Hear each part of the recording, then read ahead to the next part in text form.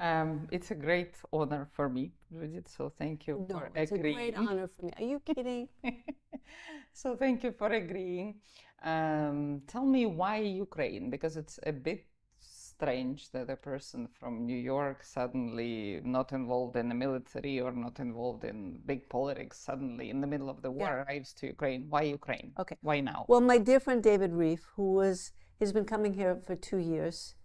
I think 2 months after the war began, in April of 2022, he came for the first time, and he was being honored. He was being made an honorary professor at the university, and he was giving a speech. And he's sort of like my brother, and we've known each other for 40 years. And my family supposedly comes from Ukraine. I know they emigrated from Odessa. Were they really from Odessa? It's hard to say. They left in the 1870s. So everybody's dead. But this is the story that came down to me. Odessa and the Crimea and Kyiv. And I was told that the Jews of Kyiv are sort of bird-like Jews, sort of narrow with bony faces. And so I've always had this feeling about it. And I wanted, of course, I followed in an American way. I've followed what's going on here, and I've wanted very, very much to come. Wasn't it too scary, risky? What were you thinking while coming? No, I get these constant emails from New York and texts. Aren't you scared? Please be careful. This is an absurd thing to say. I'm not scared at all here. I don't know why. I think you make a decision to go somewhere. You can get run over in New York on the corner by a bus. You can get mugged in the park. I wrote about the war in Nicaragua in the 80s. I was there, and it was pretty dangerous, but, and there were also earthquakes, but nothing happened. Something could happen. I'm also old, really old now, and so it's more important to me to live than to be safe. The major feelings which you have here, and what you expected, I guess, something, and then something happened or didn't happen to you in terms of emotions and feelings. Yeah. What it was. Oh, God. Yeah. Let me see if I can hold this together. So on the train from Poland, from Przemyśl, you get on the long queue, the line with all these people going back to Ukraine, and you wait, and then you get on the train. And so at Lviv, the border guards came on, these beautiful young men with their guns, and they said to me, "Do you have any body armor?" I said, "No." They said, "Well, what kind of drugs do you have?" I said, "I just have old lady drugs." And then they said, "Why are you coming here?" I said, "I'm coming here to teach. I'm going to be speaking at the university." And then he said, "Thank you." And I burst into tears, as I'm about to do now. And I felt that everywhere that I go. I'm doing nothing heroic. I'm in a comfortable hotel. I have 3 meals a day. I'm meeting wonderful, exciting people who are serious, engaging, wonderful people, not only writers and professors, but strangers whom you meet, whom you run into, people in cafes, people on the trains, people in Odessa, students. I gave a lecture at the university. There were 150 students who wanted to hear about writing essays, who wanted to hear about writing biography, who had their ambitions and their dreams. And I was at the first day, the induction ceremony for the freshmen at the university. It was on a Sunday, just before school started. That morning at 5 o'clock, there was this huge bombing. I have slept through all the bombings, I have to say. And I looked around at these beautiful kids. They're 18 years old. A lot of them are wearing Ukrainian embroidered things. And they're so happy to be going to university. They feel so privileged. And you look around and you know that a lot of them are going to die for their country. And I have a son who's 35, who was one of those kids once in a very safe American university. And you think of the devotion, you think of the precarity, the preciousness and the precarity of their situation. And you're just moved beyond speech by it. There's an incredible, I wrote about this once in a completely different context. There are certain moments in the history of a country which you could call idyllic. Now, you think of an idyll as this beautiful moment of an idyll on the beach, a romantic idyll, an idyll in nature. But an idyll is something else. An idyll is a moment of impossible unity. It's a moment of impossible community. It's precarious, it's fragile, it's very hard to keep. And I think Ukraine is having this now because there's such an extraordinary feeling of togetherness in what you're doing. You mentioned several times while we were drinking wine and chatting that you feel alive. What it is for you to feel alive? It's a very Odessa thing to say, but... Yes, well, you know, I think coming from New York and coming from, I spent lots of time in Europe. I'm sort of like a Europeanized American. The concerns in a late capitalist democracy at peace are pretty narcissistic. Everybody's concerned with their career and how this article went, how this book is going, where they are in the pecking order of things. And in a situation where a country is fighting for its identity and its survival, there's no room for narcissism. And what you of course there's frivolity. I mean, we joke around, there's frivolity, there's vanity, you know, people are not suddenly transformed into saints here. But there's a sense of a higher purpose. And I think, you know, in New York, you strive to find a higher purpose in your writing, your this and your that. But here it's just all over. The higher purpose is making sure Ukraine survives, wins the war, regains its autonomy.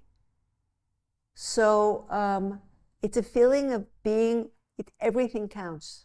I wake up, you know, most mornings there's a bombing thing. The lady in the hotel comes on, go to the shelter now, and then it's called off. And so you're constantly aware of the price, the life and death price of existence, of how precious it is, of the sacrifices of mostly, but not only, young people who have everything to live for. And my son, who's 35, young people don't think that they're mortal. The people here do. They know they are. So it's a sense of, you know, it's a sense of seriousness. It's a sense of something very important being at stake. And yes, there's something at stake in our election, which is going to happen very soon. But the country's not going to be destroyed the next day. And every day here you're aware of how much violence is being perpetrated and how difficult and costly it is to fight back.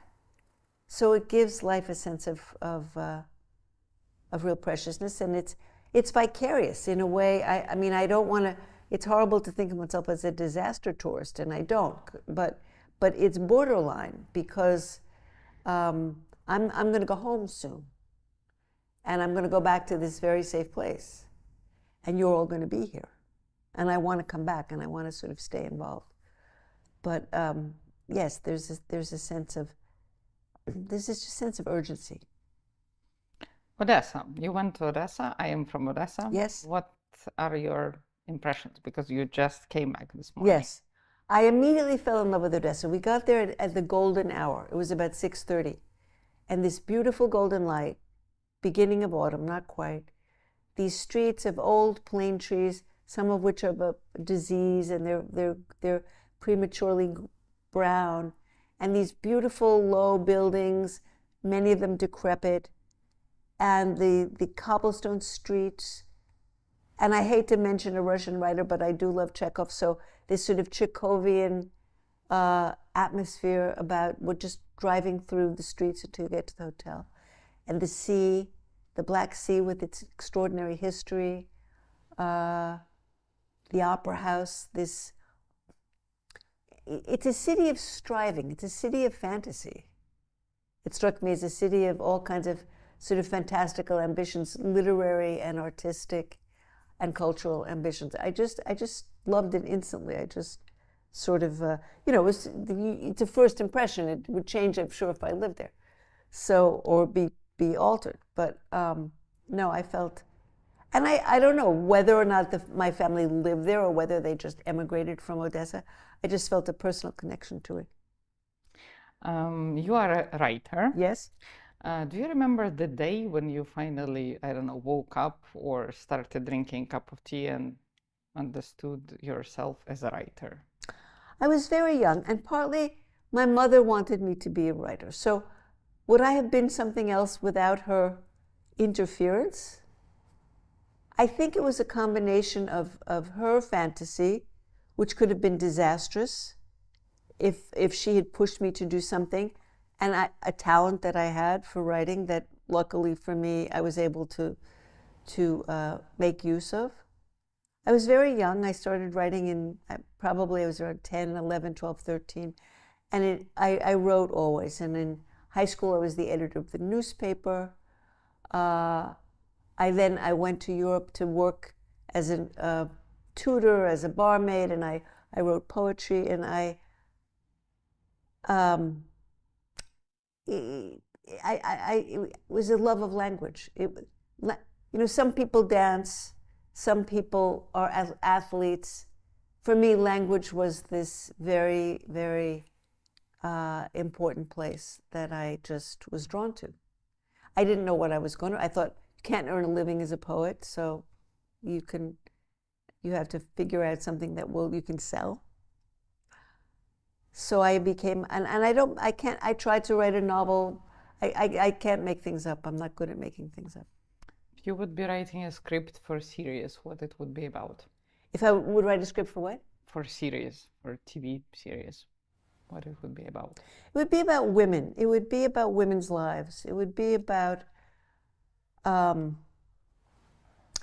think many of the things that I've written as a biographer and as a journalist have been about making a woman's life real when she wasn't real to herself.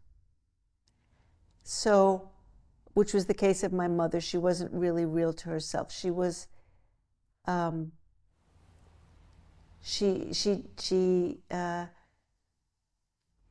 was sort of like a cupcake or a pressed flower or something. She took a form that was assigned to her. And the women who really interested me as subjects have been women who were assigned an identity, which is the history of relations of women's roles. They're assigned an identity, whether you want to be a mother or not, whether you want to be a virgin or not, So women have had to seize the chance, seize the freedom to be what they felt called to be. So I've always written about that. I've written about men too, and I've written about culture and other things. I would like to, I'm thinking about Ukrainian women at this moment, and women writers, and I've met some young Ukrainian women who are both fighting and making literature, and this is a country that's redefining its identity. So it's not just women, but it's the idea of defining an identity. So probably that's what I would try to do. I'd try to find a great subject, someone who is inventing herself. When you speak to students, for example, future writers, or we do not know if they will be writers, right, but they are probably thinking about it, what's important? Well, what's important to me is their fantasies and what they want to know. And some of them at the university asked me, their questions were very tactful, but they were really saying, how do you get to be you, meaning me? How do you get to be a writer who's published in an important journal, who's published books? So I'm interested in talking about that process. If you want to write, you have to read all the time. You can't stay on your phone. You need the words on the page. Then you have to find, as you just asked me, what would you write about? And you have to find something, if you want to make a living at it, you have to find a little specialty, something that other people don't know as well as you do. And maybe it's writers from another culture. Maybe it's an aspect of nature, maybe. So find something that's your own, that you can sort of know better than other people and write about it. That's one thing. And of course, I talked a little bit at the university about one girl, these were girls, they were 18. She said to me, basically she said, do you ever get triggered by a subject? And it was an interesting question that I wanted to talk about. She meant, did I ever get so upset and afraid that I was stymied? Now, my generation, I'll be 78 in a month. We sort of grew up, there was lots of predation, men exposing themselves and people grabbing you on the subway, and we didn't think of ourselves as victims. That was not part of the vocabulary. And we had to go into this world in which there was a lot of sexual danger and just deal with it. So, and I've traveled by myself in dangerous places as a young person. So I don't get triggered easily, but I'm also kind of a sturdy person. I'm not saying that people don't or they're making it up. I'm not saying that at all. Of course they do. But I was interested by this, and I said to her, no, I don't get upset in the sense of, I don't feel a personal sense of danger. I feel a personal sense of anxiety that's of something that someone is going through that I identify with. I sometimes feel a personal sense of outrage. How can they not see themselves, or how could this be done to them? So it's a moment for young women of negotiating this issue of victimhood and strength, and that's it's a big question. When you choose about whom to write, if we speak about the biography, how would you choose? It's mysterious. It's like, how do you choose who you love? Sometimes it's a very bad idea that you don't understand till later. Sometimes it's just this extraordinary feeling that's hard to put into words, that you're called to think about this person, to spend time with them. Sometimes you don't know what you're getting into. And then you have to go on. You know, it's like, I described at the university, I said, sometimes you take on a biography and it's going to be years.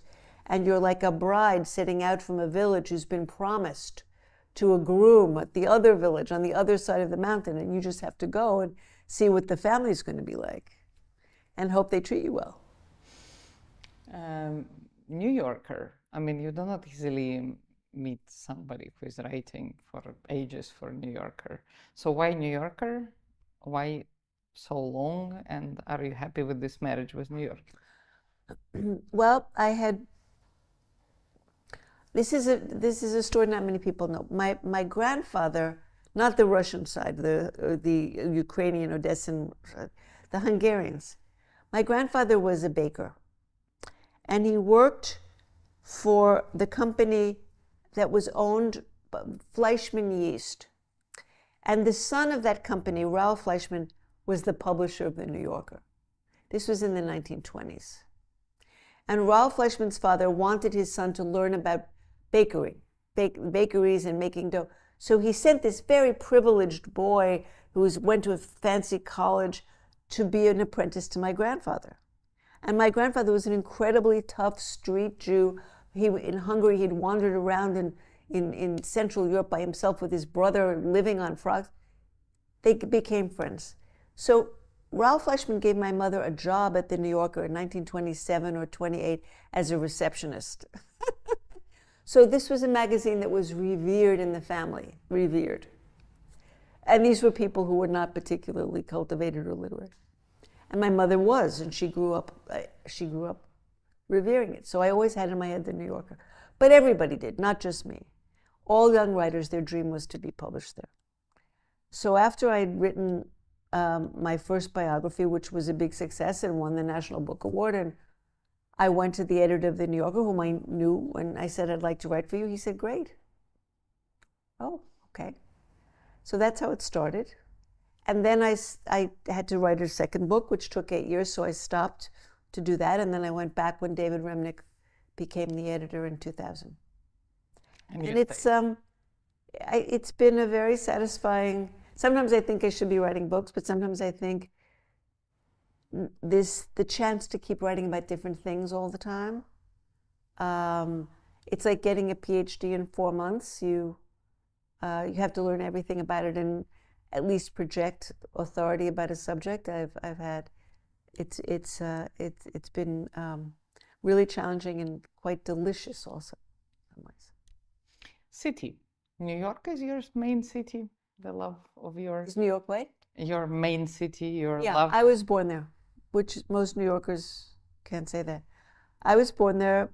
My son was born in the same place I was, hospital that I was. He went to the same school my mother went to in 1914, around the corner from our house. And an Italian friend of mine who's a sort of film person, he had an evening, an interview with Martin Scorsese about New York. And they screened all of these images in film of New York. I knew where everything was. I was in tears because I'd never had a sense of place that was so strong before. I thought, I come from somewhere. I come from the city. So it's, I spent most of my life there. I lived in Europe for 5 years and I've traveled a lot, but I'm from the city. I just, sometimes you can hear it in my accent, sometimes you can't. The second city after New York for you? Paris in some ways. I guess I have to say Paris, yes. I lived there. French is in a way, my French is very, very good. I was an interpreter when I was young. It's not perfect. You know I'm not French. But I feel that French speaks me and I become someone else in French, but someone sort of like me, but a little different, cooler.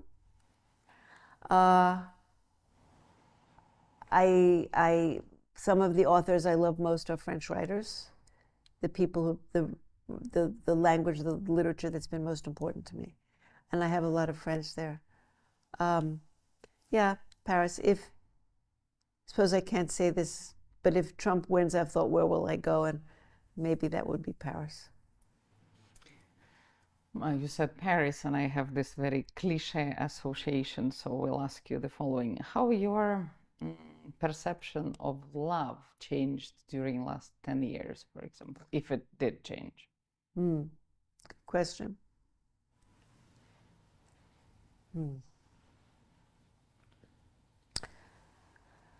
As you get older is one thing, but as you get old, there's a difference. Your life doesn't depend on love the way it once did. So you have more freedom to think about it. You have more freedom from the need for it. You have more freedom from it's interesting. Love. That crazy, mad passion that one feels which you can feel your whole life. You can feel it at my age too. It's not that it goes away. Inside each one of us, all of the waterworks are still there and they still function. But I think age just gives you detachment. They give you a sense of being alone, because you are alone. You're going to die alone. I mean, not necessarily die alone with nobody around you, but you go through life and then it's over, and then it's over for you on your own. So it's both not as frightening, and it's not as overwhelming, not as consuming. And I think friendship acquires a preciousness that it doesn't have when you're younger, when you're concentrated on partners and being loved and being desired. It's not love, it's desire. Love stays the same. Love is super important. Love is the tentpole. But your relationship to desire changes. Friendship. You arrived to Ukraine in the middle of the war, initially to support your friend. I saw this type of friendship. I saw it in my grandma's family and in my parents' family. I have some of friends like that. So what is friendship for you? And did something change about it or not in the last, 10 years? I think with the friends of a lifetime, there's a kind of unconditional acceptance that is one of the most precious things that there is. They know who you are. They've seen you as the jerkiest person you can be. They've seen you make mistakes. They've warned you about them. You haven't listened to them. You've seen them in the same way. You've gone through milestones together. You've been sick. They've been there for you. They have been sick. And it acquires a kind of stability. We were talking about stability before, about being in Ukraine in this incredible instability.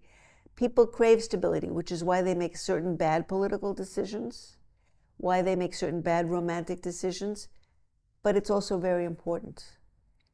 And I think friendship for me is about being seen by somebody and being able to see them, and it's a sense of profound mutuality.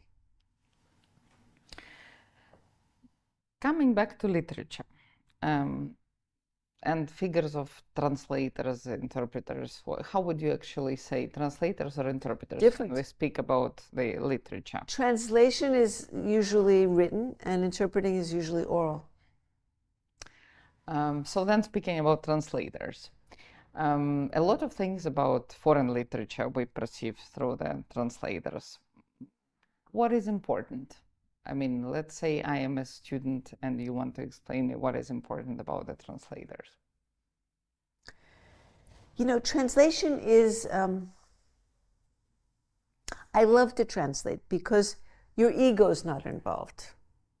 Someone else has written something. You're not responsible for it. You are responsible for making it understandable to somebody in your language. And that's an artisanal, a technique, a technical, a craft thing. It's not necessarily art. There's an art to translation. I'm not saying that there isn't.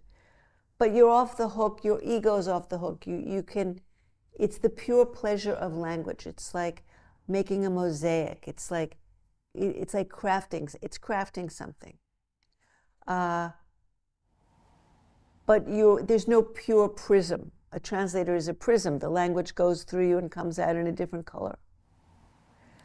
So you have to be aware of your prejudices. You have to sort of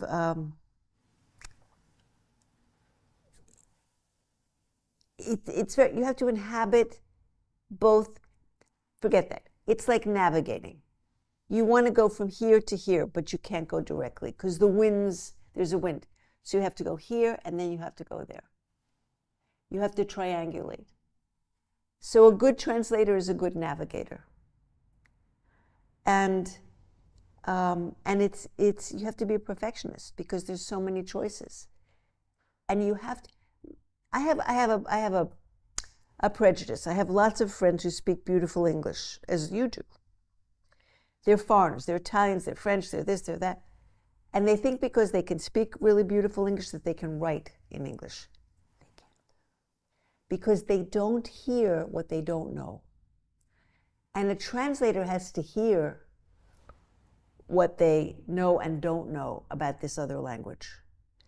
You have to know where the flow, you have to know where the creaky wood is. You have to know where the hole in the floor is. You have to be able to render a foreign text into your own language. You can only translate into your own language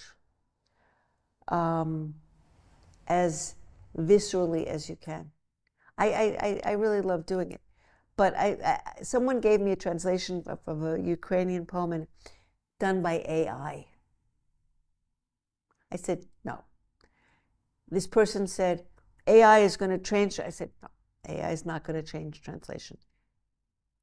Because translation is about humility. At every point, being aware of your own imperfections, what you're not hearing, tuning your senses to capture this, and being aware of imperfection. A machine is not aware of its imperfection. You can only approach the truth. You can't get there. You can only approach a perfect translation. A machine will never understand that. And that emotion that is invested by the translator in the work is something a machine can never have. And that translation illuminates, that emotion illuminates a translation. So he gave me this thing that he generated on AI, and I thought, this is terrible. But because English wasn't he was Ukrainian, but so he didn't see how bad the English was. So it's, translation is very important now, especially for Ukrainian writers who need to be known.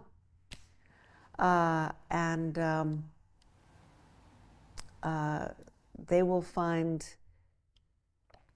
I think it's an opportune moment too, because people feel passionately about Ukraine, and people will want to bring this work forward.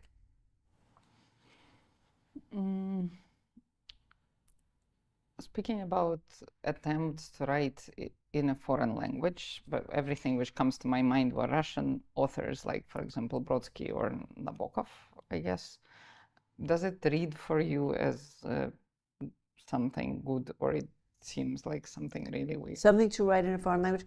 Nabokov, I think he was a terrible man. I think he's written some beautiful books. He's an awful person. And some of the books are I mean, I don't like Ada. There's lots of things I don't like about him, but there's some things that I really like. Those upper-class Russian, Middle European, Gregor von Retzory, they were all educated with French and German and English nannies. They never spoke Russian or German or whatever it was.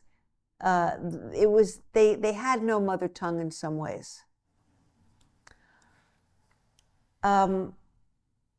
But they're sort of unicorns. It's very, and the same thing with Conrad. The Poles also. My Hungarian grandmother, who could read and write, but she wasn't an educated person, spoke 9 languages.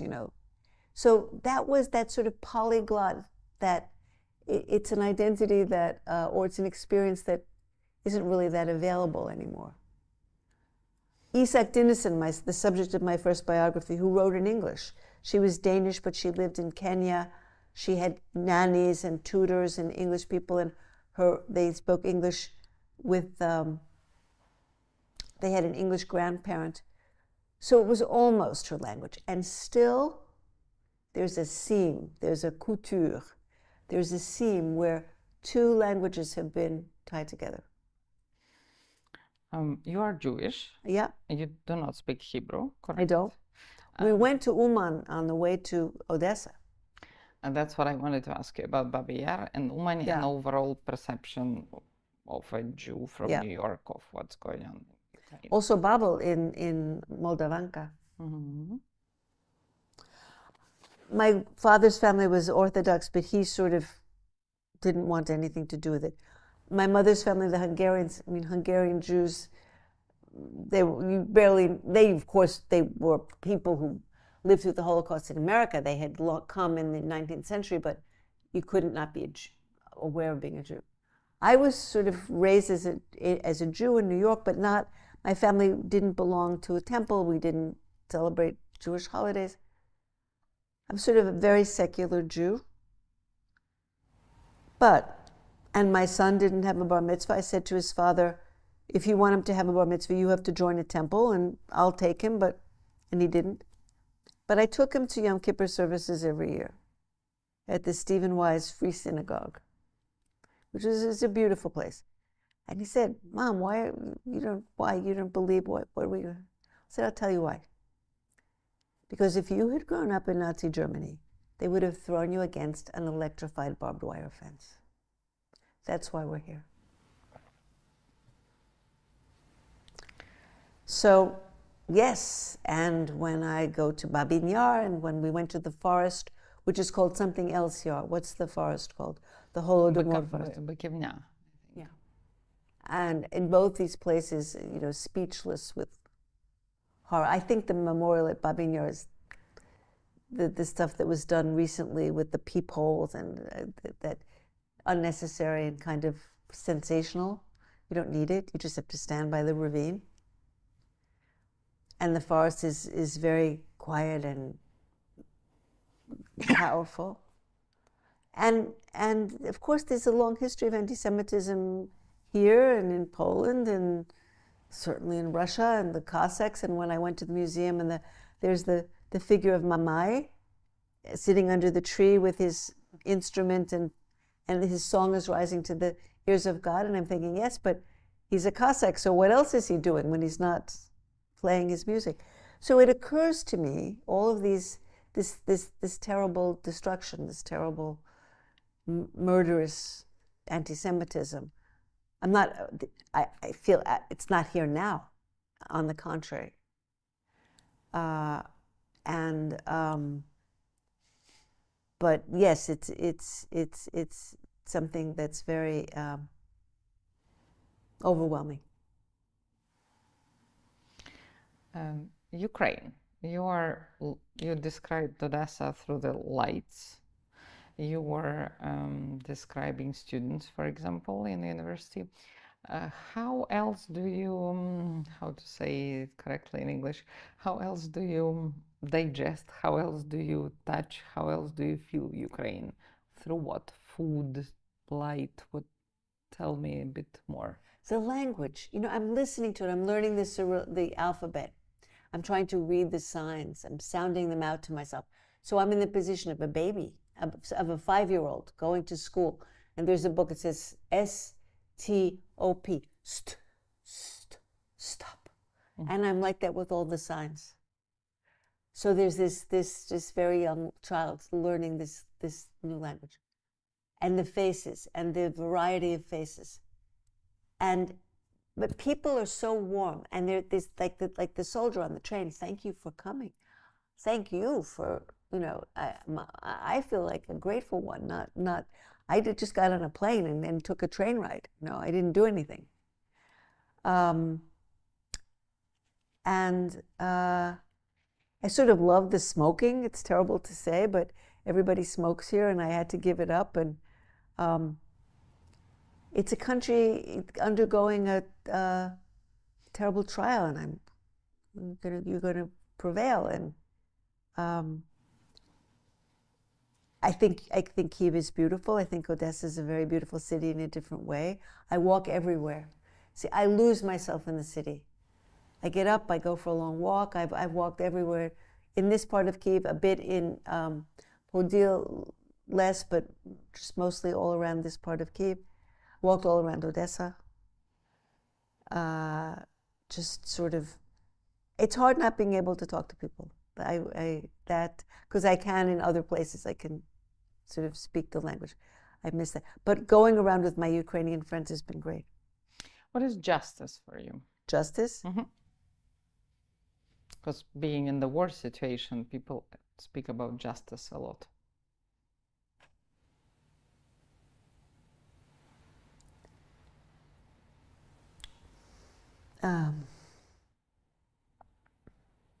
It's a really good question. It's really hard to answer, except that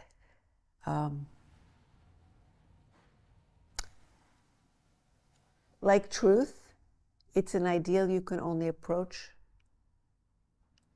So again, it's like the humility of your imperfection, the humility of contradictions which can't be reconciled, the humility of two claims on something that have not equal maybe, but each has a point of view that has to be respected.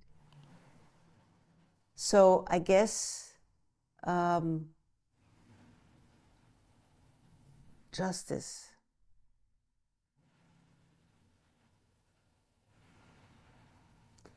Well, let's talk about Ukraine. 1,200 years of colonial oppression, right? That's a terrible injustice. And at various points in history, there have been attempts to redress it. They haven't worked. Or they've worked for a little while and then they haven't worked. And so this is a tremendous chance to fix something. And you just, I just feel myself hoping and praying that, because there's so many challenges also. After a victory, do you go back to the split society? Do you go back to competing claims? I guess justice is, in an ideal world, justice would be respecting the humanity of every single individual as equally valuable. And we don't live in that world. So, but I think that's the ideal of justice. That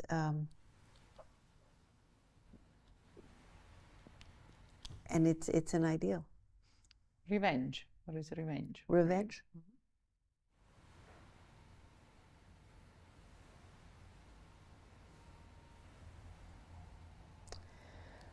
It has to be distinguished. Revenge has to be distinguished from righting an injustice.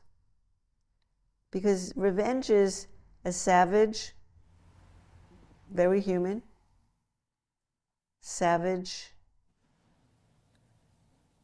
idea of inflicting on someone else punishment for what you perceive they have done to you. It's making someone suffer for something that they have done for you. It's payback. Revenge is payback. It's part of human nature to want it, but it's part of human nature to want something terrible to happen to somebody who's hurt you. But it's a vicious cycle. Just where does it lead? It just leads to wars that go on for 1,000 years. We had one evening, which was very old-fashioned, when we were sitting together with you and David and other people and discussing literature. And in that evening, I understood that all my,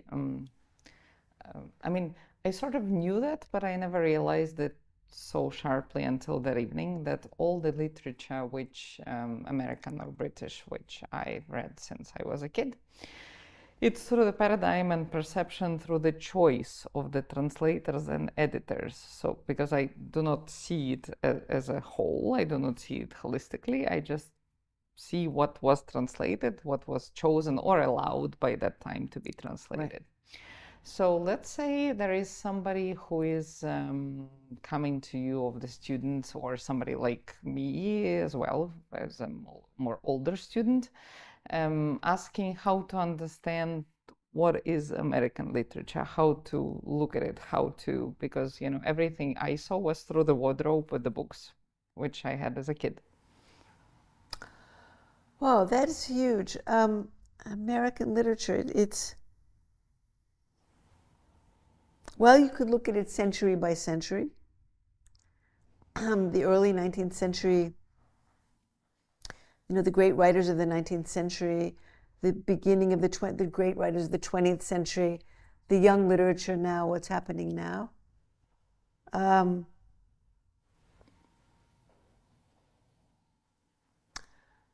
I'd have to really sit down and think about a reading list. The students asked me that too, and I was suddenly shaken. I'm thinking, because I have been, in the last year, I've been reading old things. I haven't been reading new things. Or I've been reading things for work. And there's a Hungarian writer who writes in French, Agatha Christoph, who's was translated into Russian, actually. She, very interesting writer. I've been rereading Chekhov. Excuse me for saying this, but I have. I've in a period of depression. There's certain writers I turn to, and Chekhov is one. I've been reading Simone Weil, for a piece that was just published in the New Yorker. She's a French philosopher and mystic. I've been reading her, and Camus and various people who were close to her. So I haven't been reading the literature of the 21st century this year. And that's what I think young people would want to read. Not the classics. They're important, but the voices of their generation. In the same conversation, both you and David were kind of more about poems. Poems are more important. So how do people divide into those who read more poems and those who read more prose, or what is the main difference between those? Well, reading poetry and reading fiction, it's completely different. It's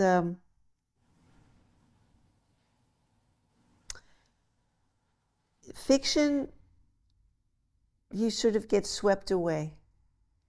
Poetry roots you in the moment. It's a relationship to time that's very different. And you need you need to be able to put yourself in a very present place to really get the most out of poetry.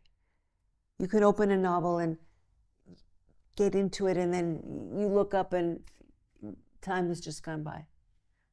So poetry is the maximum. Great poetry is, in a way, maximum abbreviation with the minimum loss of meaning. It's extraordinarily dense.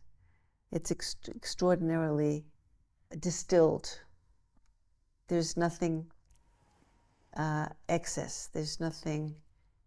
I think it comes as close to being true as you can get, which isn't perfect. And it's a sort of spiritual. There's something about poetry that's it's also extremely personal. It's extremely. David reads it. That's what he prefers to read when he's not reading about politics and war and current events and foreign policy. I read it. I do read it, and I go back to certain poets, and poetry comes from, for me, comes from a place, it's written in a place of great solitude, and it has the power to breach my solitude.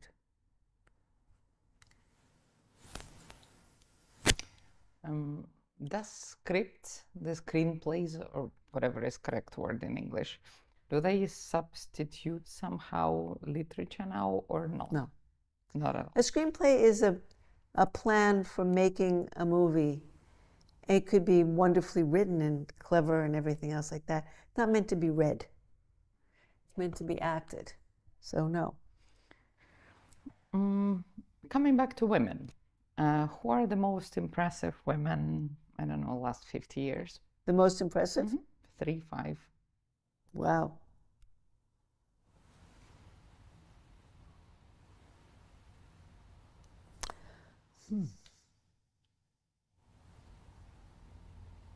We probably don't know who they are.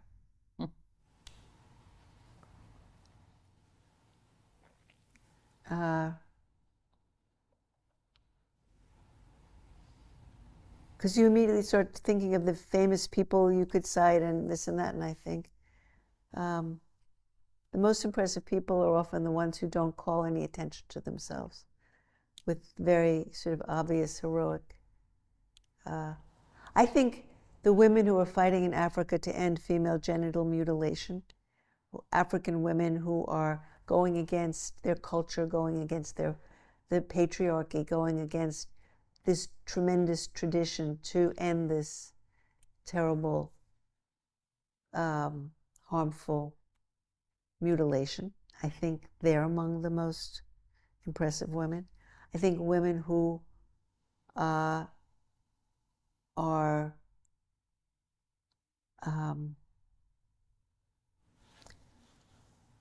the women in India who are also fighting the rape and the women who are fighting women, women in, there's privileged women, and there are billions of women all over the world living in terrible conditions of servitude and oppression. And I think the women who are fighting those situations, that's fighting that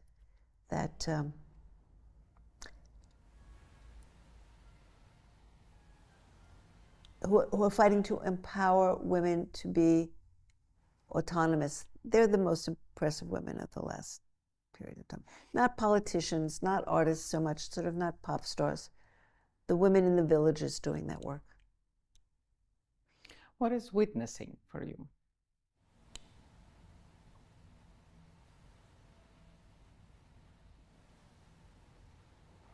I feel I'm not doing it here because I'm not explicitly yet writing anything about Ukraine.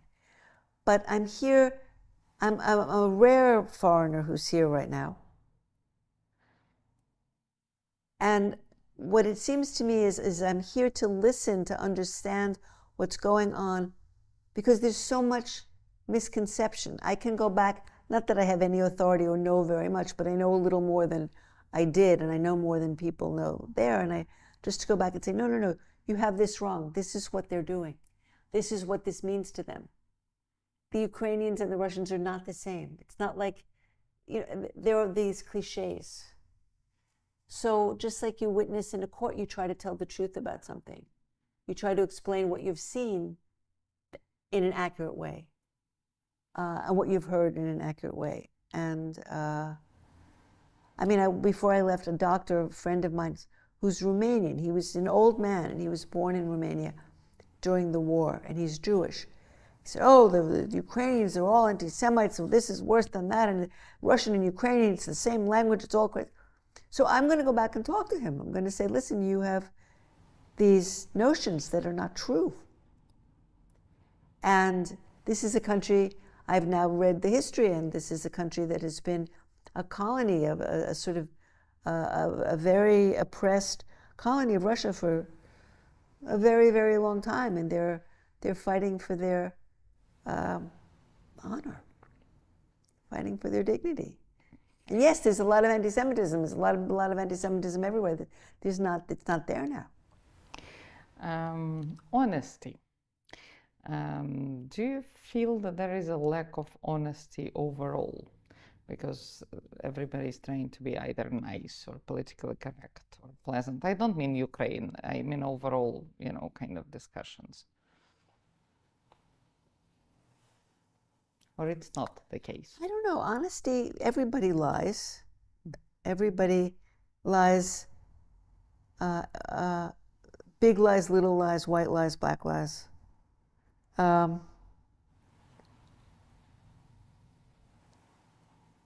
I think maybe if you can try not to lie to yourself, but everybody lies to themselves too.